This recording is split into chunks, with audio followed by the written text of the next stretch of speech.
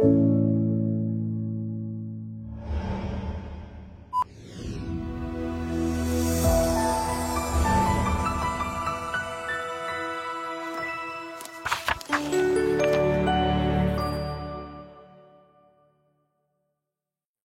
je vais appeler à mes côtés les premiers acteurs de cette première table ronde. Amaury Hayat, chercheur au CERMIX à l'École des Ponts ParisTech. Nicolas Thomé de l'ISIR, l'Institut des systèmes intelligents et de robotique de l'Université de la Sorbonne. Daphné Tuncer, chercheuse au laboratoire Ville, Mobilité, Transport à l'École des Ponts ParisTech également. Et Louis Bouvier, doctorant au CERMIX en recherche opérationnelle et machine learning. Et ensemble, nous allons nous plonger dans ce premier sujet autour de la thématique des mathématiques, mais des modèles mathématiques. On va parler de mobilité. Et on commence avec vous, Amaury Hayat. Alors, vous avez les micros devant vous qui fonctionnent, qui sont normalement opérationnels. La fin des embouteillages, vous en avez peut-être rêvé en arrivant ce matin. C'est en tout cas l'une des promesses sous forme de questions que vous nous faites dans votre article, Amaury Hayat. Alors, je plaisante un tout petit peu. Votre article « Mathématiques, intelligence artificielle et véhicules autonomes, la fin des embouteillages ». Il pose cette question-là. Est-ce que vous pouvez nous en dire un petit peu plus, puisque vous l'avez compris, je me permets, Amaury, on pitch chaque article et après, on élargit le débat tous ensemble à chaque table ronde. Amaury, donc c'est la fin des embouteillages, c'est de ça dont vous nous parlez dans votre article. Exactement, merci beaucoup. Alors cet article, il est parti d'un constat. C'est un constat qu'on a tous déjà fait, je pense. On est sur l'autoroute, et puis il y a beaucoup de voitures, et puis au bout d'un moment, sans trop qu'on s'explique pourquoi, on se met à ralentir, et puis on doit s'arrêter, et puis on repart. Puis ça dure à peu près 2 minutes, et puis on doit de nouveau ralentir et s'arrêter. Bref, il y a des accordéons, on est dans un embouteillage. Alors moi, quand j'étais petit, je pensais que ça, c'était juste parce qu'il y avait des gens devant qui n'allaient pas assez vite, et puis en bon futur automobiliste français, je me disais, mais qu'est-ce qu'ils attendent pour accélérer devant ? La vérité est tout autre. La vérité, c'est que quand on met des humains sur une route en nombre suffisant, ils sont absolument incapables d'aller tous à la même vitesse avec à peu près le même espacement. C'est un peu, voilà, c'est une instabilité. Ce genre d'instabilité, on le voit à pas mal d'endroits dans la nature. Si jamais vous fermez le robinet d'eau quand vous êtes avec votre évier lentement, vous allez voir un filet d'eau de plus en plus petit, puis au bout d'un moment, vous n'allez plus voir de filet d'eau, vous allez voir une suite de gouttes d'eau. Alors vous pouvez demander pourquoi une suite de gouttes d'eau et pas un filet d'eau encore plus petit. C'est parce que c'est une instabilité naturelle. Donc c'est la même pour les embouteillages. Les humains ne sont pas capables de conduire sans former d'embouteillage à forte densité, donc ça forme ces accordéons. Alors je disais, puisque des véhicules autonomes arrivent, peut-être qu'on pourrait contrôler les véhicules autonomes, leur dire comment conduire, d'une façon qui ne serait pas comme un humain, justement, pour influencer tous les humains derrière et supprimer ces accordéons et ces bouchons. Et donc ça a été un projet de 3 ans entre ce constat et puis la réalisation, avec une centaine de chercheurs, 2 types d'algorithmes, des algorithmes côté intelligence artificielle. Est-ce qu'on regarde les données, est-ce qu'une IA saurait s'entraîner contre elle-même pour réussir à conduire et puis conduire une voiture bien pour éliminer les bouchons? Puis un algorithme qui est fait à base de méthodes purement mathématiques, de théorie du contrôle, comme certains élèves étudient ici. Est-ce qu'on est capable d'éliminer ça? C'est essentiellement de ça que parle l'article. Dont parle l'article, et l'enjeu, on le sait, puisqu'on parle de transition, c'est que l'enjeu d'un embouteillage, c'est moins de consommation, moins d'émissions de CO2, c'est d'éviter des accidents, c'est donc de rationaliser aussi notre façon de nous mouvoir. Exactement.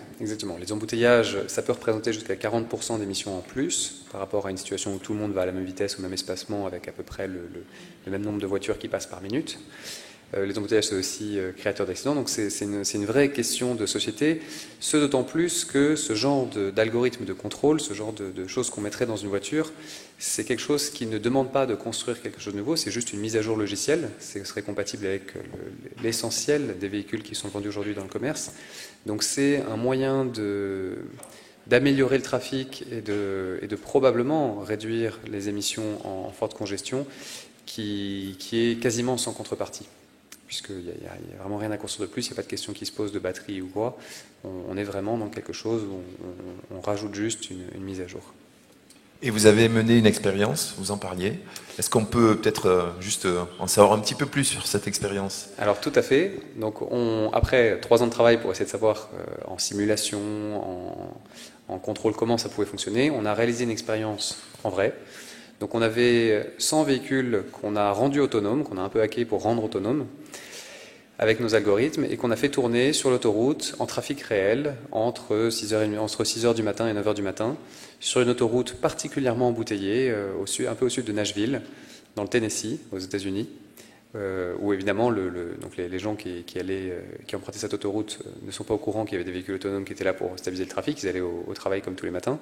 Et nous, par contre, les véhicules faisaient une boucle sur 9 km pour représenter à peu près 2% du trafic et voir un peu quel était l'effet avec des caméras qui étaient présentes partout sur l'autoroute sur ces 9 km. Toutes les quelques centaines de mètres pour nous permettre d'avoir les données, d'analyser ces données qu'on analyse depuis, puisque ça fait 1 an, mais avec des centaines de terabits de données à analyser, c'est quelque chose qui prend toujours un peu de temps. Et l'idée, c'est de modifier grâce donc à ces véhicules et ces modèles mathématiques notre façon de bouger, d'évoluer, c'est ça. Il y a une conclusion à l'article qui est... L'idée, c'est aussi que peut-être que demain, il faudra qu'on change de façon d'analyser.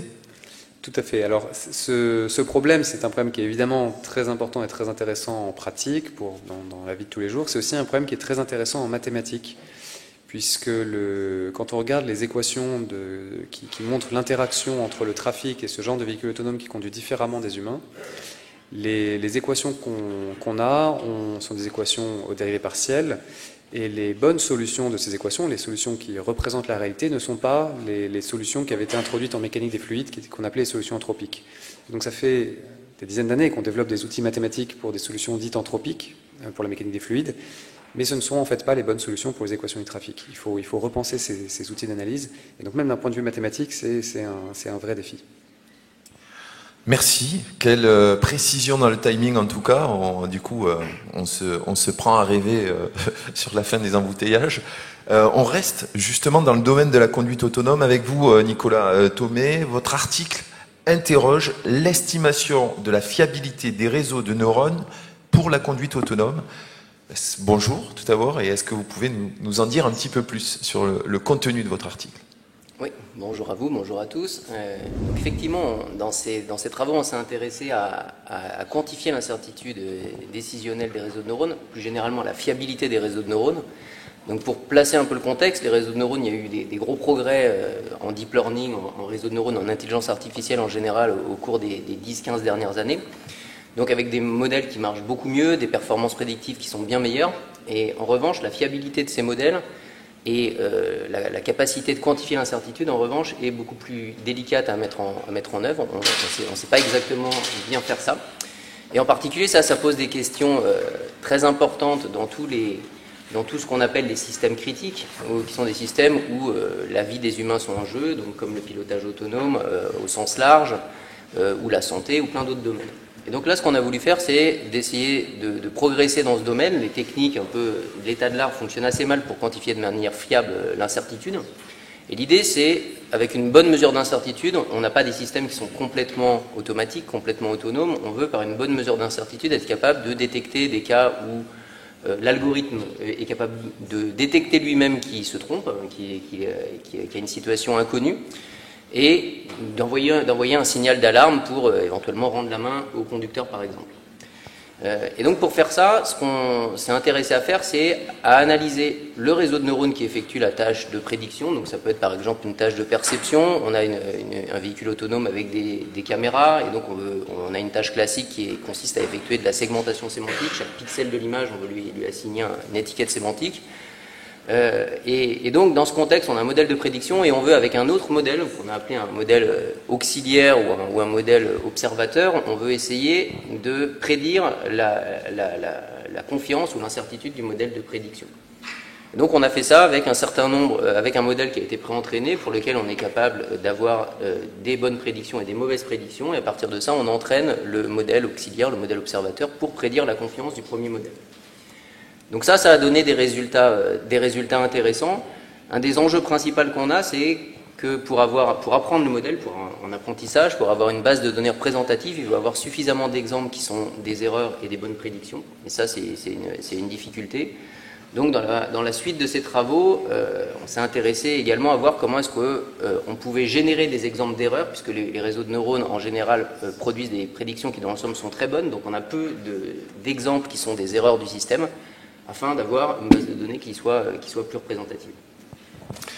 Donc l'idée, c'est de quantifier l'incertitude, d'éviter ces incertitudes qui peuvent mener à des problèmes importants quand on parle de conduite et de véhicules autonomes. On est bien d'accord? Oui, c'est ça. C'est-à-dire que si les systèmes en général, les réseaux de neurones, un de leurs défauts et un de leurs problèmes liés à la fiabilité, c'est qu'ils sont ce qu'on appelle surconfiants, c'est-à-dire qu'ils font des prédictions et même quand ils se trompent, les mesures standards qu'on a de leur fiabilité sont surestimées. Et donc il peut prendre une décision en étant sûr de lui selon son critère propre et mener à une erreur qui peut avoir des conséquences très graves. Donc l'idée, c'est d'être capable de détecter ce genre de défaut dans le système. Un réseau de neurones pour l'autonomie et pour la conduite, un réseau de neurones pour observer celui qui agit pour conduire et faire se mouvoir le véhicule. Et est-ce qu'on continue sur la surveillance comme ça de chaque réseau? Oui, bien sûr. Bon, on pourrait, parce que c'est bien sûr. On a un système qui analyse, qui observe un autre. Il pourrait lui-même être observé. On sait que, d'une manière générale, la compréhension formelle du fonctionnement des réseaux est assez mal comprise aujourd'hui. Donc, on pourrait vouloir imbriquer le processus pour comprendre mieux ce qui se passe. Après, on a des modèles qui fonctionnent bien dans l'ensemble. Donc, avoir ce premier niveau d'observation, ça offre déjà une garantie, en tout cas un pas vers une fiabilité accrue qui est importante. Et l'idée, c'est pourquoi pas, on en parlait en préparant cet échange, ce réseau d'observateurs nous permettra peut-être demain de dire, tiens, telle caméra fonctionne pas, le champ de vision est perturbé par le temps, donc d'alerter le conducteur ou la personne à l'intérieur du véhicule pour qu'elle reprenne les rênes un petit peu de la conduite, c'est ça? Oui, c'est ça, c'est-à-dire que ça c'était plus, je pense, dans les perspectives à plus ou moins long terme ou en fonction des évolutions, c'est qu'à l'heure actuelle on a mis en place des techniques de quantification d'incertitude qui fonctionnent plutôt dans un contexte classique en apprentissage qui est de la classification et de la régression, qu'on peut appliquer à des tâches de segmentation. Et pour diffuser ce genre de système, avoir une fiabilité qui soit plus acceptée par le grand public, très certainement, il faudrait aller vers des systèmes qui soient capables d'envoyer des informations plus compréhensibles que celles qu'on peut avoir. Par exemple, en segmentation, ce qu'on produit actuellement, c'est une image, une carte qui représente la confiance en chacun des pixels de l'image. Ça, c'est pas quelque chose qui est forcément évident à interpréter par un non-expert en IA. Merci beaucoup. Quand on parle d'autonomie, le sujet de l'alimentation des véhicules n'est pas loin, notamment lorsqu'ils sont électriques. Se pose alors la question de la gestion des bornes de charge. C'est l'un des axes de votre article, Daphné Tuncer, dans lequel vous vous demandez si pour orchestrer l'échange de la donnée pour la mobilité, Internet doit être pris pour exemple. C'est bien ça? C'est bien ça. Merci, bonjour à toutes et à tous. Encore d'expliquer plus en détail l'article, je voudrais commencer avec une anecdote. Il y a quelques temps, j'ai rencontré un ancien élève de l'école des Ponts qui est co-créateur d'une start-up dans le domaine de la mobilité, notamment la mise en place d'infrastructures de charge pour des flottes de véhicules d'entreprise. Et ce qu'il me disait, ce qui est vraiment riche et intéressant de travailler dans ce domaine, c'est qu'on a une convergence d'un côté sur les infrastructures physiques, sur les réseaux électriques et sur la tech. Donc c'est vraiment le cœur de cet article qui pose la question de comment est-ce qu'on peut permettre à ces différents domaines de travailler ensemble. Donc ce qu'on observe, c'est que de plus en plus, on a une convergence entre des domaines qui avaient l'habitude de travailler de manière assez indépendante. Et cette convergence, elle vient du fait de besoins en données, donc d'échanges en données.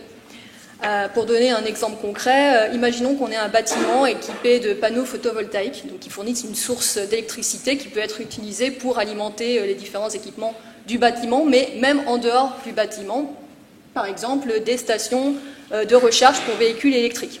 Donc là, on a besoin d'orchestrer les échanges de façon à savoir quand utiliser la production électrique qui vient du photovoltaïque, quand utiliser la production électrique qui vient du réseau, et en même temps d'adapter côté véhicule quand est-ce qu'on doit charger son véhicule, avec quelle puissance. Donc on voit clairement qu'il y a une coordination.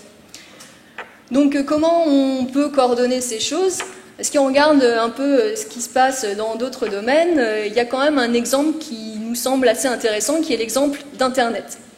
Alors, Internet, on peut discuter, il y a des choses qui ne se passent pas très bien, ce n'est pas l'objet du débat aujourd'hui, mais globalement, techniquement, Internet, ça fonctionne plutôt bien. Donc c'est quoi Internet? C'est un ensemble de domaines administratifs autonomes qui sont interconnectés, qui font qu'il est possible d'échanger de la donnée à très grande échelle entre des machines ou des personnes situées vraiment dans des zones géographiques très diverses.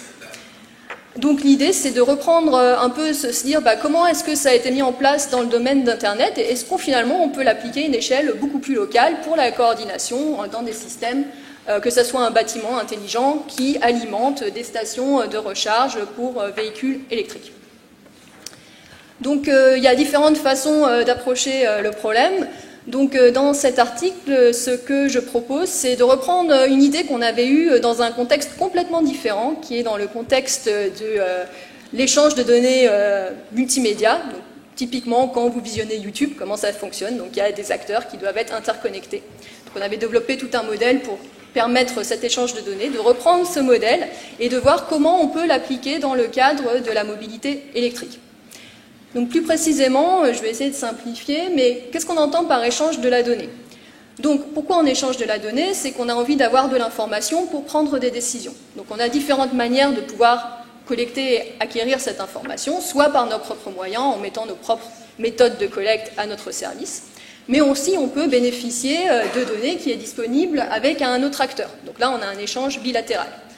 Et enfin, on peut aussi se dire, finalement cette donnée elle est peut-être disponible ailleurs, sous forme de ce qu'on appelle un cloud, donc un espace de partage pour la donnée. Et donc, pourquoi ne pas également bénéficier d'informations qui seraient disponibles à partir de ce cloud? Et donc, c'est ce qu'on propose dans cet article.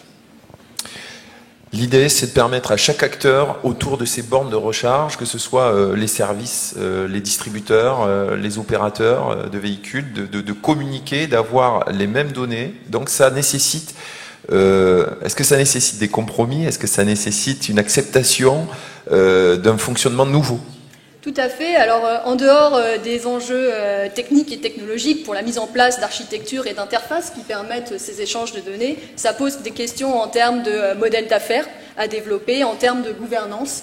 Donc, par exemple, dans le cadre de cet espace partagé, le cloud, qui serait en charge de son administration, de sa gestion? Est-ce que c'est une entité tierce? Est-ce que c'est les acteurs qui se mettent d'accord à tour de rôle pour administrer cet espace? Donc, il y a un certain nombre d'enjeux annexes aux questions techniques qui se posent.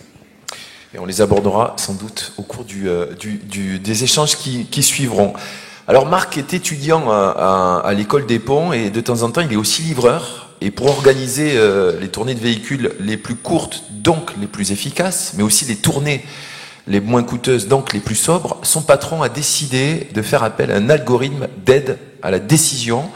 C'est 13% plus efficace que lorsqu'il qu'il élaborait ses tournées à la main, même avec les meilleures techniques. Alors vous l'aurez compris, on va parler de recherche opérationnelle et de processus industriels sobres. C'est le titre de votre article, Louis Bouvier. Est-ce que vous pouvez nous en dire un petit peu plus? N'hésitez pas à parler dans le micro. Bonjour à toutes et tous. Ouais, c'est le titre de notre article avec Axel Parmentier, mon directeur de thèse. Et l'idée, c'est qu'on a essayé de donner un peu une vision large de comment la recherche opérationnelle et l'apprentissage automatique pouvaient aider pour l'environnement et en lien avec l'industrie. Et on partait du double constat qu'on fait tous sur la pression à la fois de l'environnement sur la société, sur les processus industriels, et le besoin des processus industriels de réduire leur impact sur l'environnement. Et donc dans ce contexte-là, on a un peu vu deux voies pour essayer d'être utile.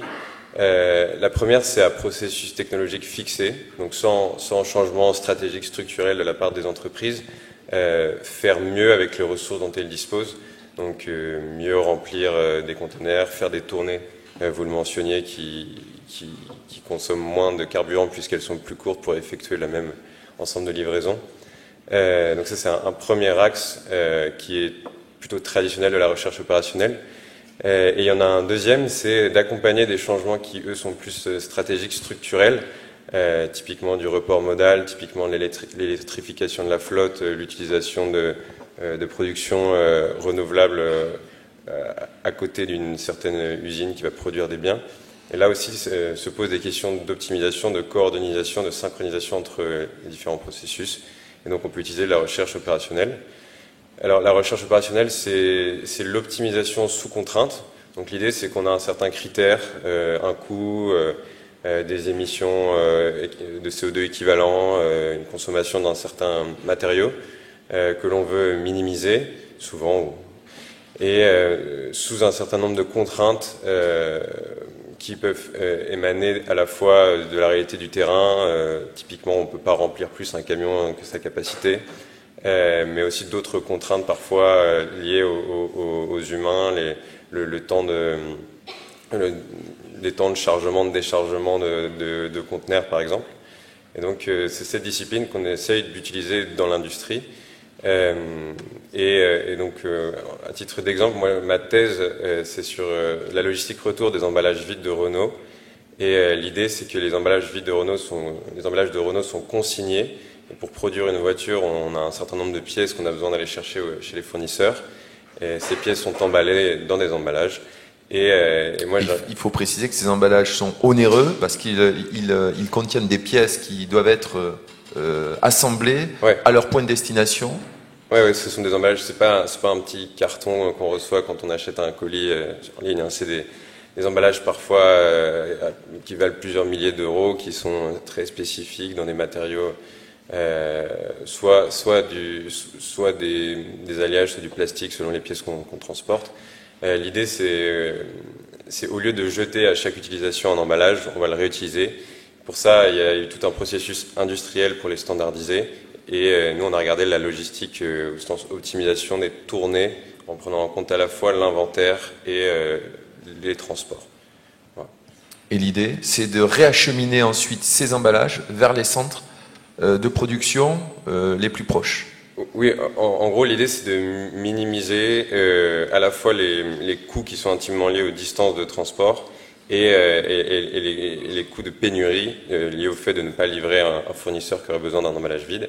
Et donc, en optimisant le tout de manière globale et à l'échelle de l'Europe, on réduit les coûts de Renault et leur impact carbone au moins sur cette portion de la logistique de leurs emballages vides. Il y a un exemple aussi qui est intéressant dans cet article autour justement du chargement des camions, le bin packing. Est-ce que vous pouvez nous en dire un petit peu plus, nous expliquer? Ça illustre parfaitement la recherche opérationnelle. Oui, je ne sais pas si vous vous êtes déjà posé la question de faire un coffre quand vous partez en vacances.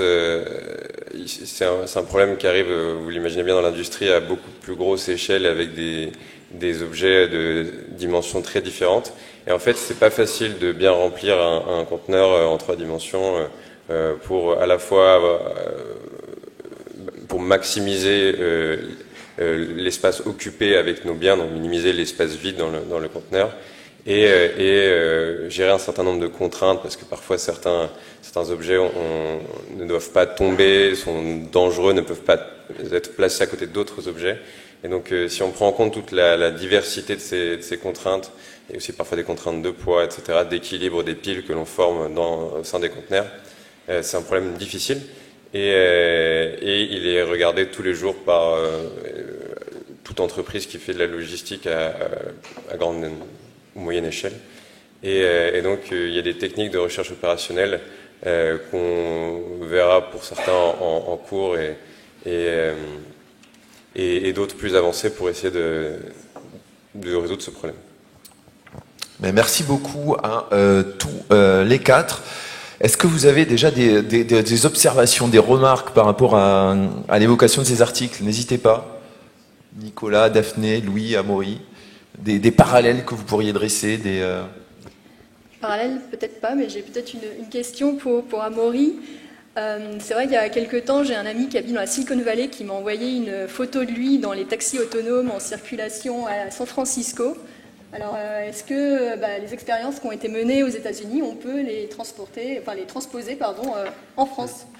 Alors, oui et non, je dirais. Merci beaucoup pour la question, Daphné.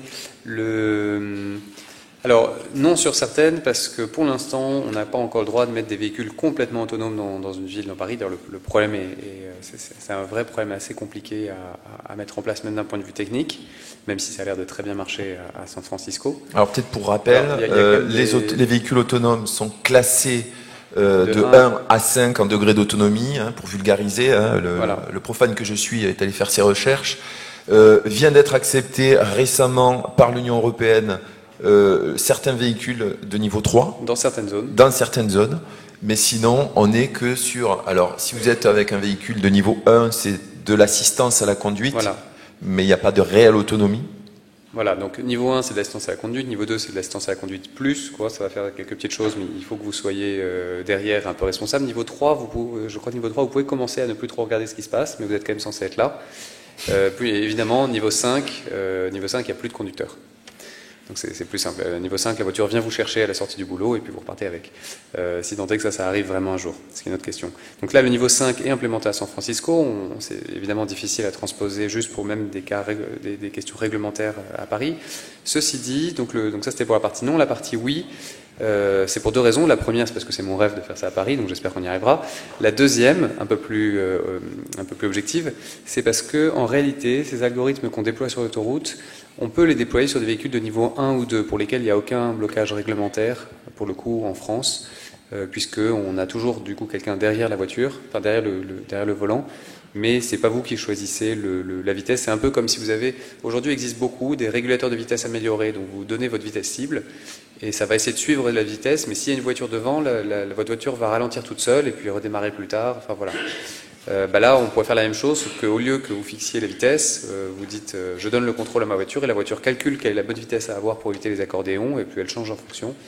Et vous êtes juste là derrière pour vérifier qu'il n'y a pas de problème qui se pose. Ou pour changer de fil, mais bon, comme les changer de fil, c'est pas bon du tout pour les embouteillages, ne le faites pas. D'autres réactions aux articles? Sinon, une question, on va se lancer un petit peu dans les échanges de cette table ronde dédiée à la mobilité. Selon vous, quelle voie on peut explorer aujourd'hui ou dès demain pour plus d'autonomie? Plus d'autonomie en termes de mobilité, ça peut être aussi plus d'autonomie des systèmes. Je vous pose la question, peut-être... Daphné, je vous vois réagir. Allez-y, vous êtes la plus sympa.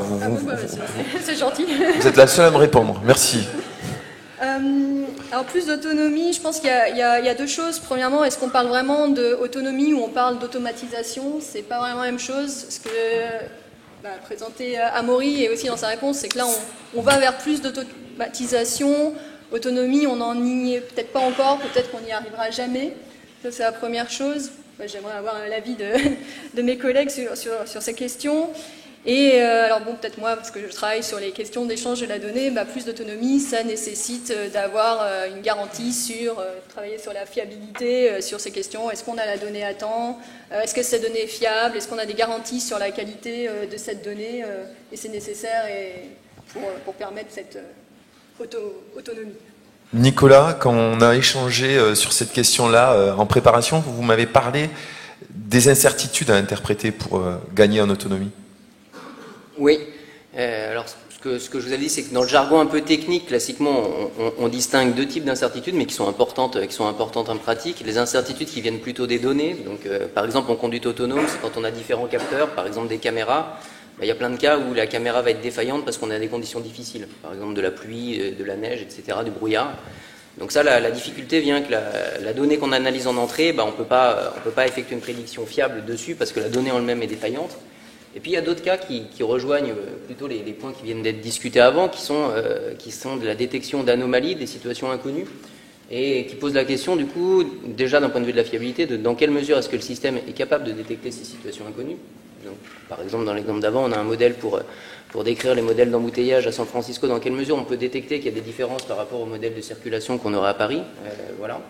Est-ce que ça, on est capable de le détecter? Donc ça, c'est un enjeu de la fiabilité important. Et donc être capable d'avoir des systèmes qui sont capables de détecter les deux types d'incertitudes qui induisent une fiabilité difficile, tout en étant capable de détecter leur origine, c'est une question qui est importante, qui est encore largement ouverte. Pour rebondir par rapport à ce que j'ai présenté moi, il y a aussi une question quand on fait de la fiabilité dans les méthodes qu'on présentait, où on disait on a besoin d'avoir des méthodes qui vont prédire de la confiance en ayant des exemples de bon fonctionnement et des exemples de mauvais fonctionnement. Ça pose aussi la question de la représentativité des exemples, et ça fait lien aussi avec ce qui a été dit, c'est-à-dire que quand on veut avoir un système qui détecte quand quelque chose se passe mal par rapport à une norme, c'est extrêmement difficile d'avoir des exemples représentatifs de ce qui n'est pas la norme, parce que par exemple c'est tout ce qu'on ne connaît pas, donc c'est très très difficile de collecter ce genre d'exemples. Donc il faudrait réfléchir à comment, c'est une extension, une perspective de ces travaux importante pour comment est-ce qu'on pourrait se passer de ces exemples d'échecs dont on sait qu'ils ne seront jamais forcément complètement représentatifs. Louis, quand on parle d'autonomie, de votre côté, il s'agit un petit peu d'enlever la patte de l'humain, ou en tout cas de la transformer, l'intervention humaine. Oui, je voulais rebondir sur ce que disait Daphné sur, mais c'est à ce propos-là justement, sur la différence entre autonomie et automatisation. Typiquement, quand on veut mettre en place en pratique un algorithme dans une entreprise, on va pas chercher l'autonomie parce qu'on n'a pas la prétention de pouvoir remplacer le regard critique qu'ont les personnels du métier sur le processus qu'on optimise.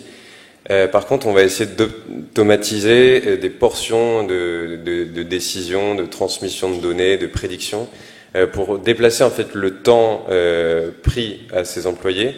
Au lieu de faire des tournées à la main, ce qu'on sait mieux faire avec un algorithme, on leur demande d'avoir un regard critique sur ce qu'on propose, de voir la faisabilité avec d'autres contraintes humaines, d'autres contraintes qu'on n'a pas en fait dans le modèle de maths parce qu'on ne peut pas prendre tout en compte. Et donc on essaye d'automatiser des processus de prédiction et de décision, mais il y a toujours à chaque bout de la chaîne, donc à l'entrée dans les données qu'on va essayer d'assimiler, de prendre en compte, et en sortie les décisions qu'on propose, un regard critique de la part du métier.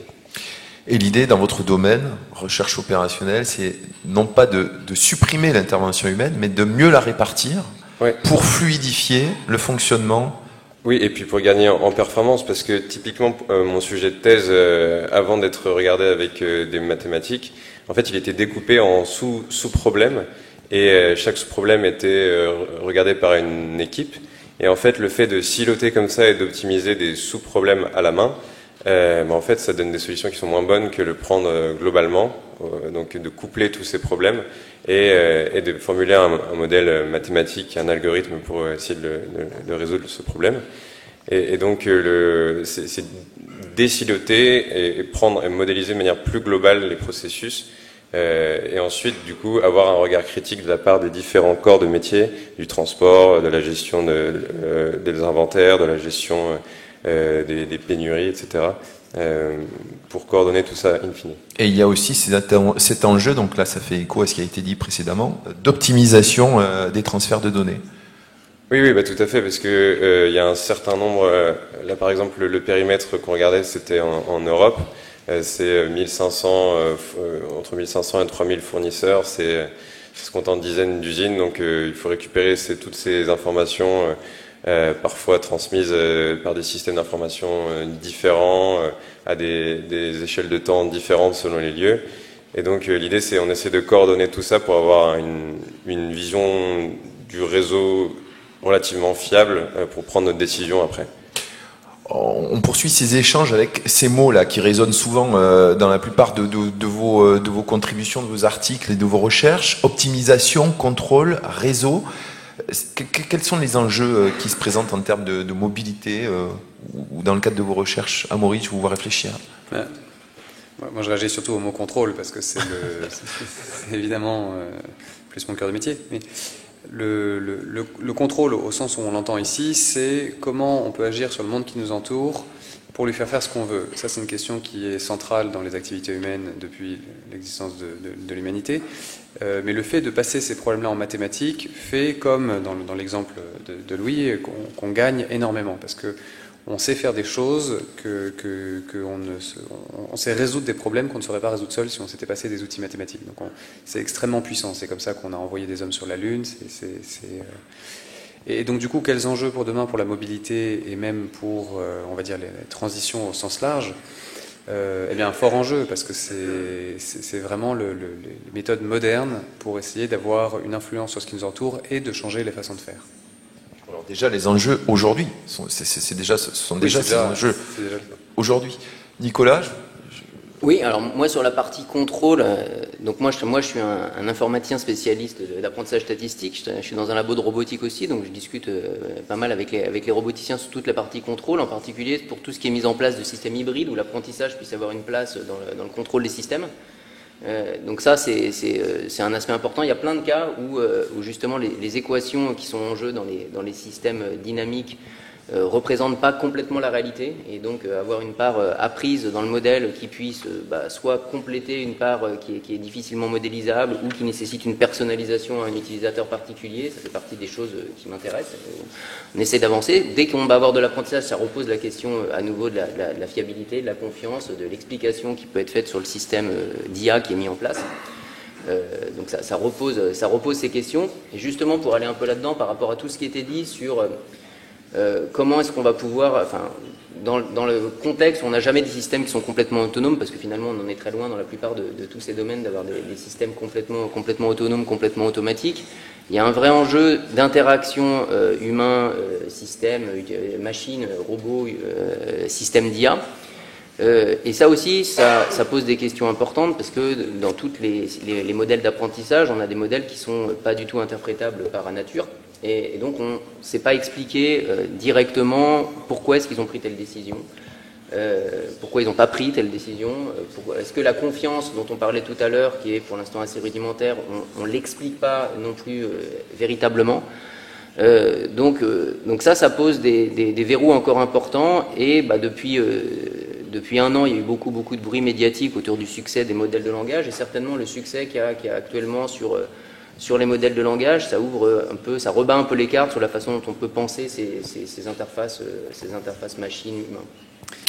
Je vais rebondir très rapidement sur ce que disait Nicolas.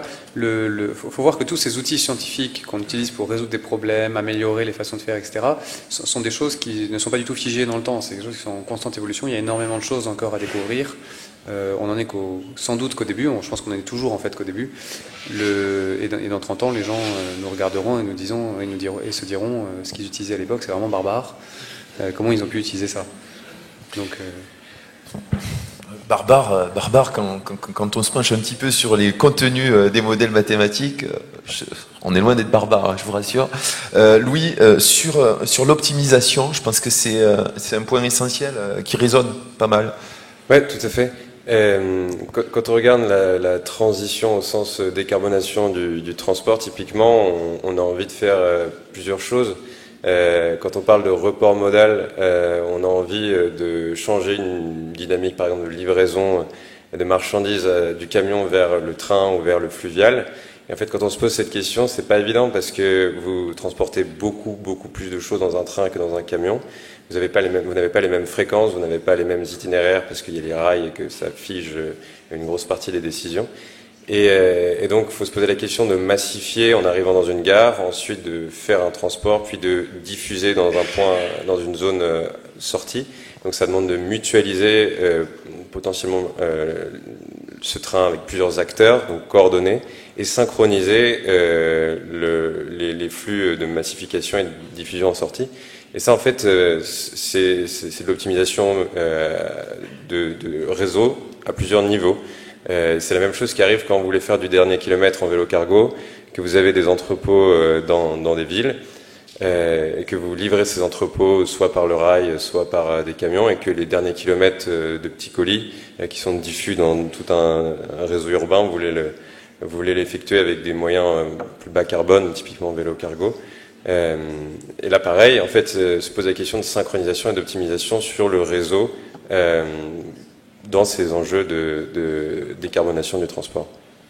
Et il faut aussi, vous le soulignez en échangeant, en préparant également voilà, ce moment, les conflits d'usage et la répartition des ressources. Ouais, bah ça, ça arrive typiquement. Vous voulez électrifier la flotte de poids lourds parce que c'est un des leviers essentiels prévus pour décarboner le transport. Si vous voulez faire ça, en fait, il faut dimensionner la puissance électrique nécessaire pour recharger, sachant que la puissance électrique, en fait, on en a besoin pour plein d'autres usages que le fret. Et donc en fait, on est obligé de partager cette ressource électrique, de aussi partager et de positionner de manière stratégique les zones de recharge. Et donc de prendre en compte les différents usages dans une optimisation qui n'a pas juste le critère isolé pour le fret. Et donc ça pose des problèmes d'optimisation stratégique pour mener à bien cette électrification typiquement. Et justement, on en reparlera dans notre troisième table ronde de tout à l'heure, de l'optimisation justement de ces réseaux-là.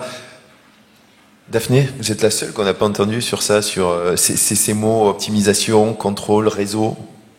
Moi, je vais peut-être réagir sur le mot réseau. Donc, quand on parle de réseau, c'est d'interconnecter des systèmes. Tout à l'heure, j'ai dit que Internet, ça fonctionnait bien. Il y a quand même des enjeux importants en termes de cybersécurité. Et ces enjeux, ils se posent quand on connecte différents systèmes. C'est le cas de véhicules autonomes, c'est le cas de mobilité connectée, mobilité électrique. Il y a un besoin de formation, notamment sur ces questions. Ce n'est pas uniquement en recherche, ce n'est pas au niveau opérationnel, il y a un besoin de formation. On sait qu'en France, on manque de gens qui sont formés sur les questions de cybersécurité. Un autre enjeu, c'est protection des données personnelles. C'est bien d'échanger de la donnée. Maintenant, il faut s'assurer que ces données elles soient échangées dans un cadre qui est bien conforme avec ce que nous, utilisateurs, on entend. J'ai eu la chance de monter de très nombreuses fois dans un véhicule Tesla. Le véhicule Tesla, si vous n'acceptez pas les conditions d'utilisation, il ne démarre pas. Et quand on va dans le détail et qu'on voit ce qui est collecté, ça fait un peu peur. Donc on se demande si on veut vraiment rester dans le véhicule. D'accord. Donc interface de partage, architecture de ces domaines d'échange. Et peut-être standardisation aussi à pousser un petit peu plus quand on parle de mobilité, d'échange de données. Exactement, donc que ce soit pour les questions de cybersécurité, de protection des données, d'interopérabilité, il y a des questions de standards. C'est vrai, il y a des étudiants dans la salle, quand on parle de standards, de spécifications, c'est pas très sexy, mais dans la réalité, c'est vraiment des enjeux importants et dans lesquels il y a énormément de travaux, même en recherche, qui sont menés. Et justement, dans le domaine de la construction des bâtiments, on parle beaucoup de BIM, d'échange de données dès la conception jusqu'à la gestion des sites. Et là, se pose exactement le même problème. Exactement, c'est des problèmes qui se présentent pas uniquement pour la mobilité, que ça soit pour les bâtiments connectés, les bâtiments intelligents, que ça soit pour les réseaux de distribution. Donc c'est vraiment des problématiques qui sont complètement transverses et qui nécessitent notamment, je pense, des approches multidisciplinaires pour traiter ces questions. Demain, la mobilité, elle va exiger quel modèle? Et notamment, vous parliez dans votre article, Amaury, de changer un petit peu de façon d'appréhender les choses, d'analyser, et peut-être de les calculer, de changer de modèle, peut-être mathématique. Est-ce qu'on peut aller dans cette voie-là un petit peu plus technique? Alors, quel modèle envisager pour demain? Modèle de mobilité, mais c'est une question à plusieurs tiroirs. On peut aller sur les modèles mathématiques aussi. Oui, donc effectivement, deux types de modèles dans les deux sens. Modèle mathématique, modèle d'analyse. Et là, comme le disait Nicolas, il y a plusieurs volets même là-dessus. Donc il y a les nouveaux modèles mathématiques dont je parlais avant, qui sont encore assez peu étudiés et qu'il va falloir étudier dans les années qui viennent. Et puis il y a aussi le fait que les modèles mathématiques, surtout dans tout ce qui touche à l'humain, représentent assez mal la réalité. Ils représentent la réalité, on va dire, jusqu'à un certain niveau. Et donc, quand on n'a pas de modèle qui est parfait, qu'est-ce qu'on fait pour l'améliorer? Généralement, on regarde les données puis on essaie d'apprendre sans modèle, avec les données réelles. Et donc là, il va se poser tout un tas de questions qui se posent déjà aujourd'hui et que les gens étudient déjà aujourd'hui, mais qui vont sans doute être étudiées beaucoup plus en profondeur dans les années à venir. Alors ensuite, sur quel modèle pour la mobilité, moi, je pense que je suis le moins à même de répondre à la question. Donc, Mais il y a un exemple, et c'est pas anodin de vous interroger en premier. Dans votre article, vous parlez de la façon dont vous avez pensé justement la circulation, non pas en tant que système, mais aussi avec la possibilité que un véhicule influe l'ensemble du système, et que ça amène à changer notre réflexion, notre façon de poser les problèmes et de créer des modèles, notamment mathématiques. Oui, alors effectivement, le nouveau modèle mathématique, il est venu du constat suivant. En fait, au début, on a regardé les équations du trafic, donc on regarde juste des équations de flux comme en mécanique des fluides, puis on se dit, bon, il y a un véhicule autonome au milieu, il va conduire différemment, et si on fait rien de plus que ça et qu'on regarde le type de solutions que tout le monde regardait jusqu'ici, qui s'appelait les solutions anthropiques, eh bien, on s'aperçoit que le véhicule n'a aucune influence sur le trafic routier. Alors on peut se dire, c'est quand même un peu étonnant. Et puis quand on y réfléchit bien, les solutions anthropiques de la mécanique fluide, ce sont des solutions où un point microscopique ne peut pas avoir d'influence macroscopique sur un système. Il ne peut pas y avoir génération spontanée d'informations. C'est pour ça que ça s'appelle anthropique. Sauf qu'un véhicule sur l'autoroute, vous vous doutez bien qu'un seul véhicule peut tout à fait avoir une influence macroscopique. Si un véhicule décide de freiner sur l'autoroute au milieu des 4 voies et de s'arrêter et se met en travers de la route, je vous assure qu'il va avoir une influence macroscopique.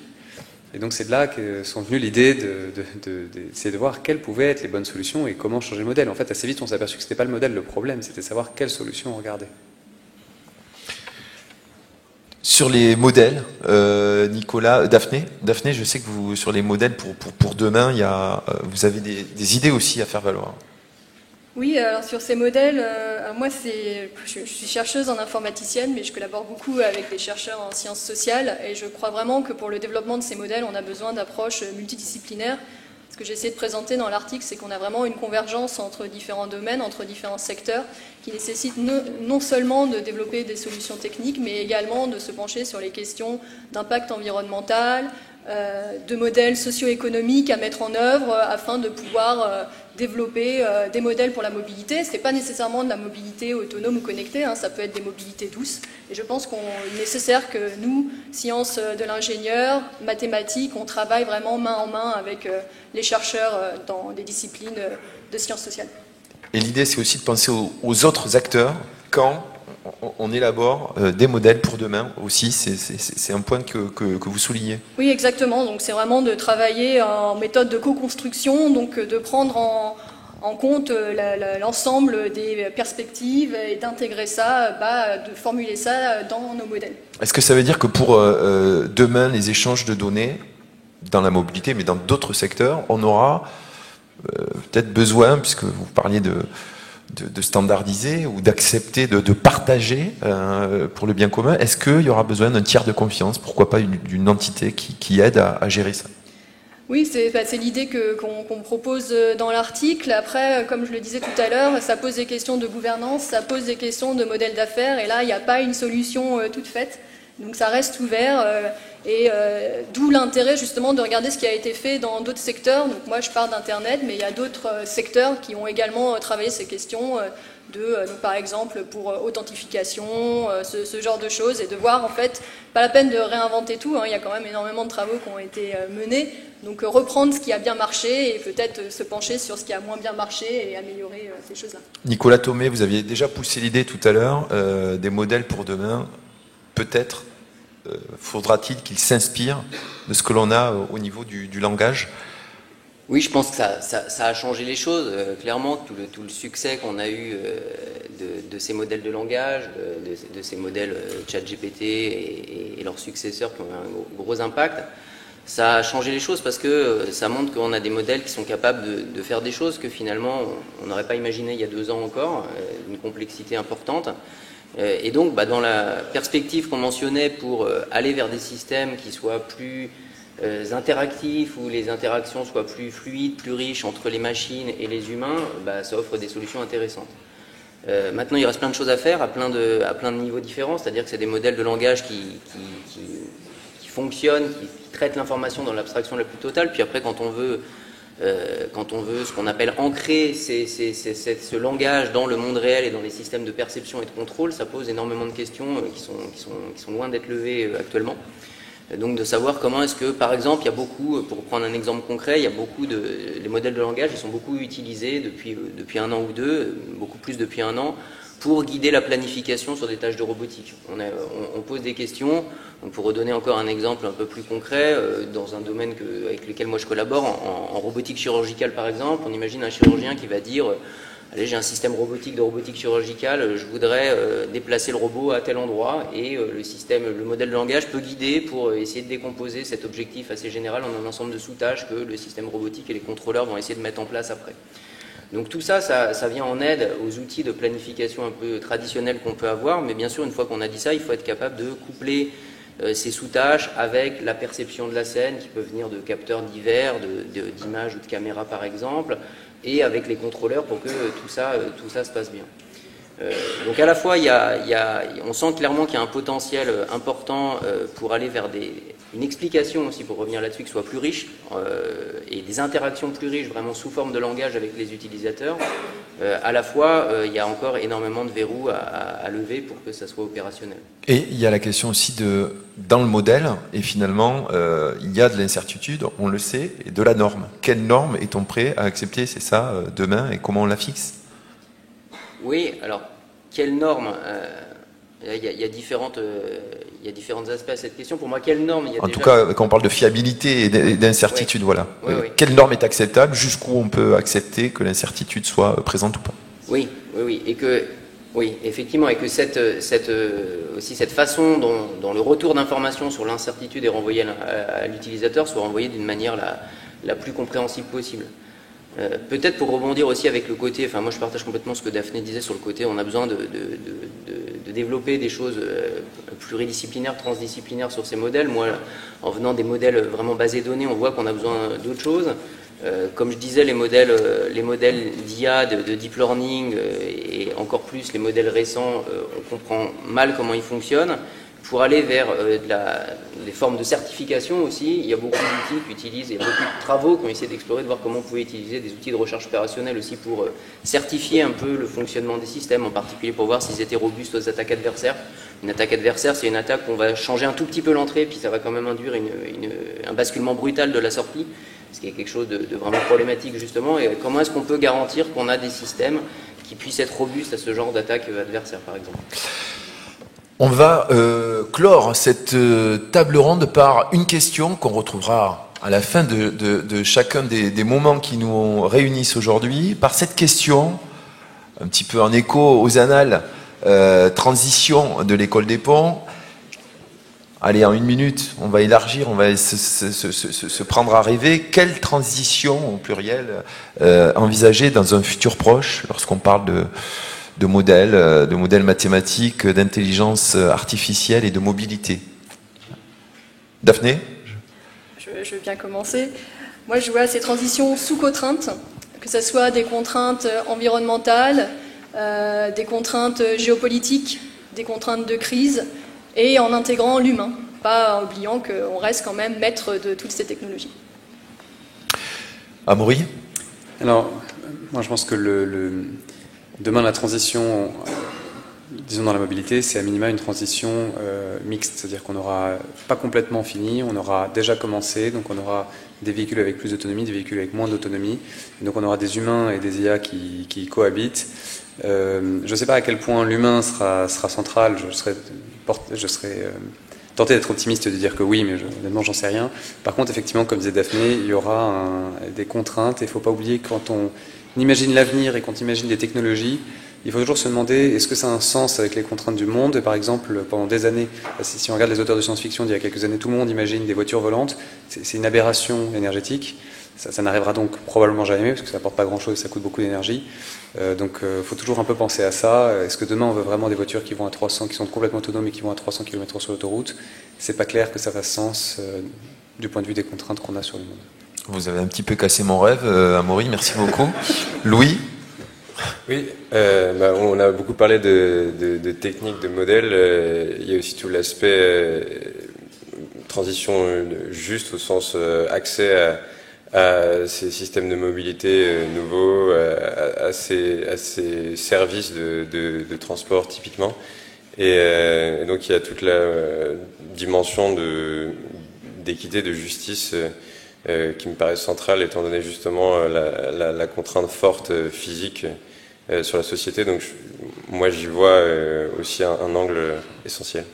Partager les moyens, les flux, c'est ça, et éviter les transports inutiles aussi. Hein, Oui, et puis éviter d'oublier des portions de la société. Nicolas? Oui, moi je rebondis sur la transition. Je pense que cette voie sur l'utilisation du langage comme moyen d'interaction reste assez porteuse. Et donc certainement on va voir beaucoup de choses sur le sujet. Par exemple, pour reprendre un exemple, il y a eu pour reprendre un exemple dans le domaine médical, il y a beaucoup d'espoirs qui sont nourris sur l'utilisation de ces techniques basées sur le langage, qui couplent du langage avec des données plus bas niveau, de la perception, des données de capteurs. Il y a eu un article Nature qui est sorti cette année sur est-ce qu'on va avoir ce qu'on appelle des modèles de fondation pour le médical, donc des modèles de fondation comme GPT sur un modèle de fondation sur le langage, mais un modèle de fondation qui pourrait traiter à la fois du langage, des données médicales, des examens médicaux, et comment est-ce que ça pourrait aider la transition vers de nouvelles façons d'utiliser les IA dans le domaine médical. Un exemple qui semble très prometteur, c'est qu'avec ce couplage entre langage et données plus bas niveau, on peut avoir la possibilité de nécessiter d'avoir des modèles qui sont plus frugaux, qui nécessitent moins de données d'apprentissage. Un exemple qui est donné, si par exemple on a appris un système à faire du diagnostic du Covid sur des images qui sont des images du variant Omicron, et qu'on a un expert qui vient nous expliquer comment est-ce que le Delta va se comporter dans les examens médicaux par rapport à l'Omicron, on peut envisager faire du diagnostic sans jamais avoir vu d'image du Omicron. Donc tout ça, ça ouvre des espoirs quand même importants. Voilà. Mais il faut évidemment coupler ça avec tout ce qu'on disait, avec des connaissances quand on en a du domaine, se poser toutes les questions éthiques qu'il peut avoir sur l'utilisation de ces modèles, etc. Merci beaucoup à tous les quatre. Place au moment d'échange avec les participants du jour, avec le public. Est-ce que des questions se profilent dans la salle? On a un micro qui va voyager. On a quelques minutes devant nous pour aborder les modèles mathématiques, les sciences du numérique et la mobilité. Voilà.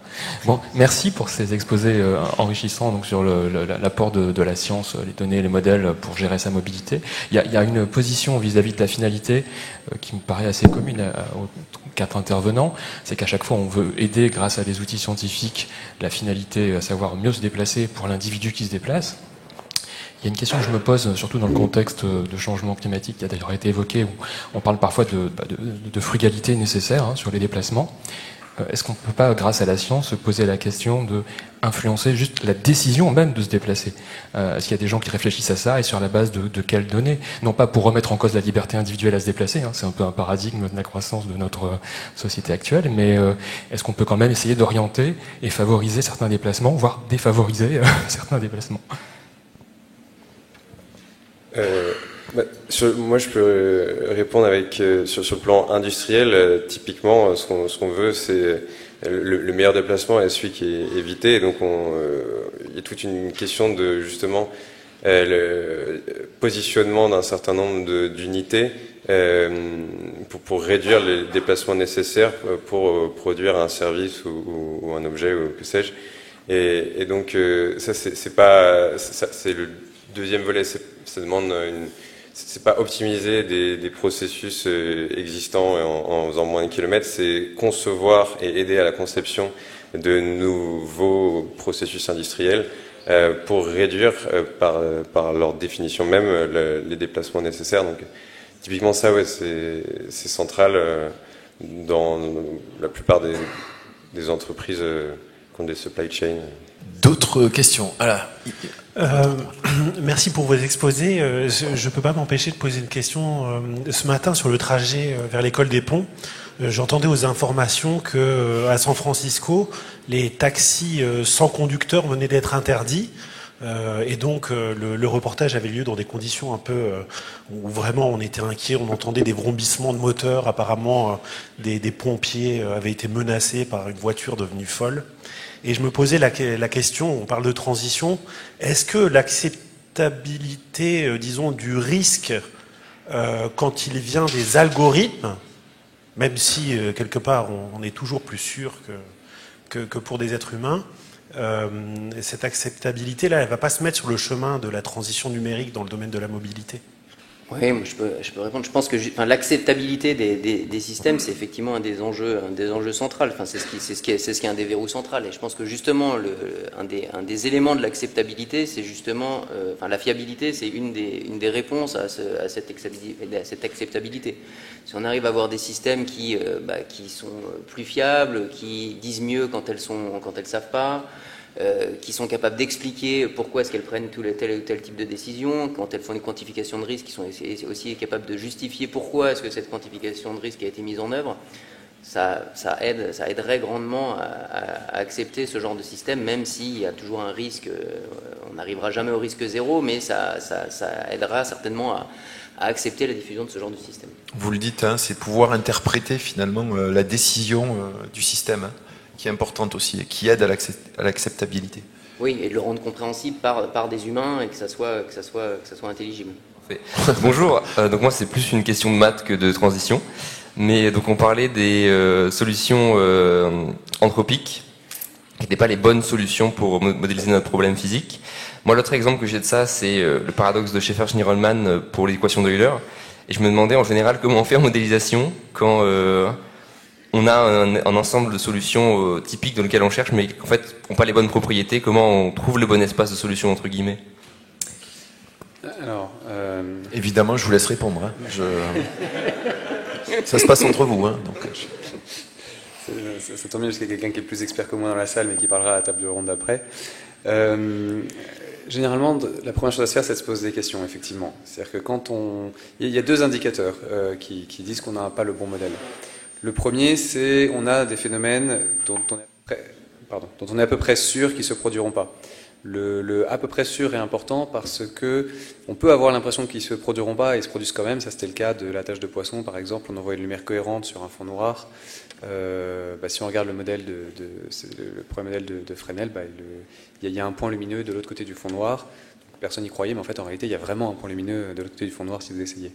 Donc, première question de modélisation qui se posait. La deuxième, qui est plus d'un point de vue mathématique, c'est vous retrouvez avec un truc dans un système où il n'y a pas une unique solution, où il n'y a pas de solution. Bon, là, vous êtes sûr que c'est mauvais et il n'y en a pas une unique. Moi, quand j'étais plus jeune, je pensais que les mathématiciens étaient un peu bêtes d'essayer de chercher toujours une unique solution quand les physiciens travaillent déjà avec ces solutions-là. En réalité, si vous n'avez pas une unique solution, ça veut dire que si vous en étudiez une, vous n'êtes pas du tout sûr d'étudier la bonne, et que si vous faites un code numérique, vous n'êtes pas du tout sûr de manipuler ce qui va se passer dans la réalité.